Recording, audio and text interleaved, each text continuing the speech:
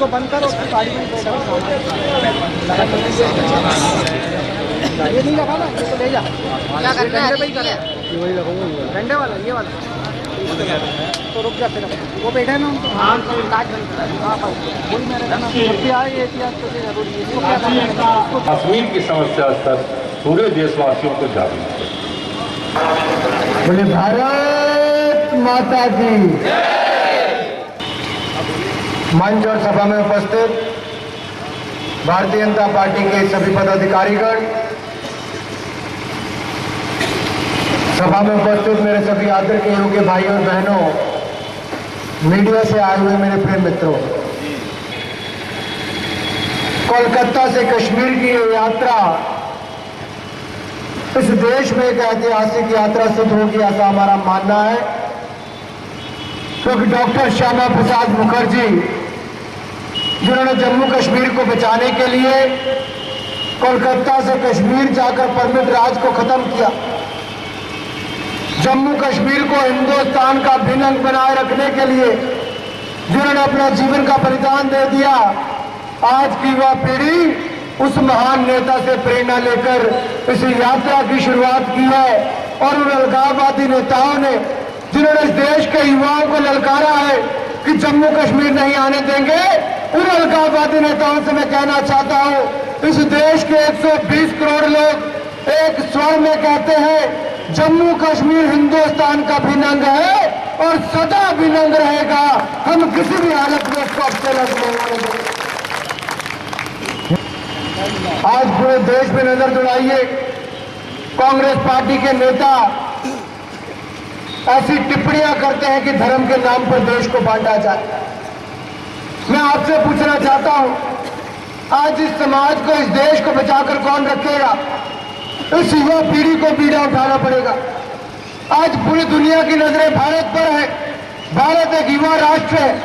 भारत के युवाओं को हर क्षेत्र में इस देश को आगे लेकर जाना है। लेकिन अगर देश को लोग धर्म के नाम पर बांटेंगे, क्षेत्र के नाम पर बांटेंगे, इस कांग्रेस पार्टी के नेता जम्मू कश्मीर को हिंदुस्तान से अलग करने की बात करेंगे, तो मैं आप जैसे युवाओं के बीच में आया हूं कि आप जम्मू कश्मीर को अलग होने देंगे देश से? भारत माता के सपूतों से मुझे यही उम्मीद है।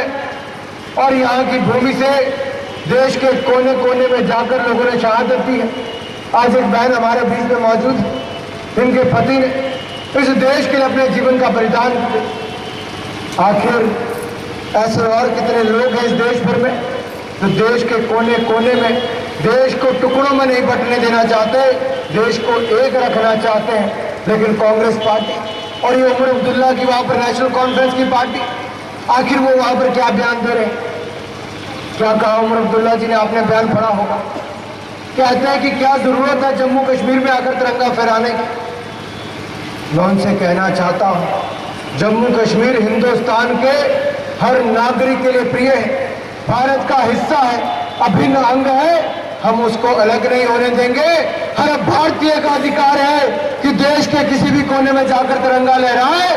तो मेरे जो मित्र यहाँ पर मौजूद हैं, जिनके हाथ में तिरंगा है, वो अपना हाथ ऊपर करके बोलेंगे, जहां हुए बलिदान मुखर्जी। कोने कोने में बैठे हर भारतीय नागरिक के लिए है। जम्मू कश्मीर हिंदुस्तान का हिस्सा है। शेष भारत के लोग जम्मू कश्मीर को प्यार करते हैं। वहां के लोगों की चिंताओं की, जो वहां पर विकास नहीं हो पाता, जो चंद अलगाववादी नेता उस हिस्से को, उनके मंसूबों पर हम सफल नहीं होने देंगे। हमने भारत प्रथम का कार्यक्रम किया। पूरे समस्या को हल करने की बजाय पंडित जवाहरलाल नेहरू ने ऐसी समस्या बनाकर इस देश में दी कि 64 वर्षों में भी उस समस्या का हल नहीं हो पाया।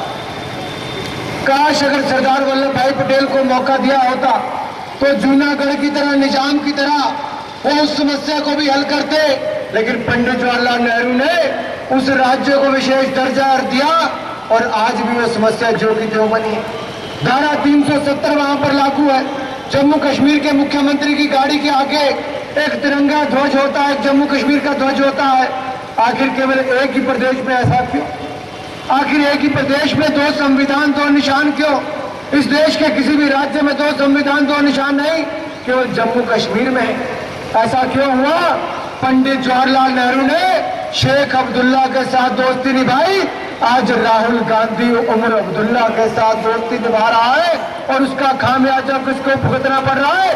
हिंदुस्तान की जनता को, हिंदुस्तान को भुगतना पड़ रहा है। आखिर इस परिवार का बोझ, आखिर इस पार्टी का बोझ कब तक देश सहेगा? आम आदमी को सदा छला है इन्होंने।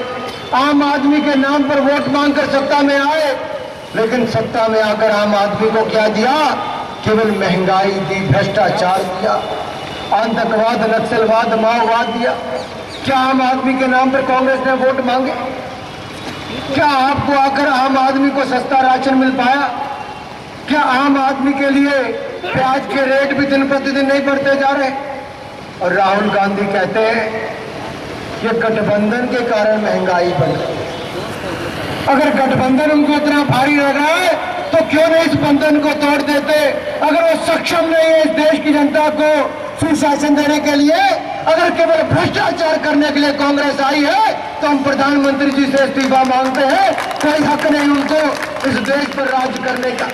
अगर वो अच्छा शासन नहीं दे सकते, जनता को सस्ता राशन नहीं दे सकते, आतंकवाद पर नकेल नहीं कर सकते, जम्मू कश्मीर की समस्या का समाधान नहीं कर सकते, तो उनको शासन करने का भी कोई अधिकार नहीं। तुरंत उनको इस्तीफा देना चाहिए और इस देश की जनता से माफी मांगनी चाहिए मित्रों, क्योंकि आम आदमी को कांग्रेस ने केवल छला है, केवल दिया है तो भूख, भय और भ्रष्टाचार इस सरकार ने दिया है, तो केवल भूख, भय और भ्रष्टाचार। मैं बधाई देता हूं बिहार के लोगों को, आपने ऐसी सरकार को दोबारा चुना है जिसने 5 वर्षों में सुशासन दिया। ऐसी एनडीए की सरकार को, भारतीय जनता पार्टी की सरकार को, नीतीश कुमार की सरकार को आपने वापस लाया, उसके लिए आप बधाई के पात्र हैं। आपको बहुत बहुत बधाई।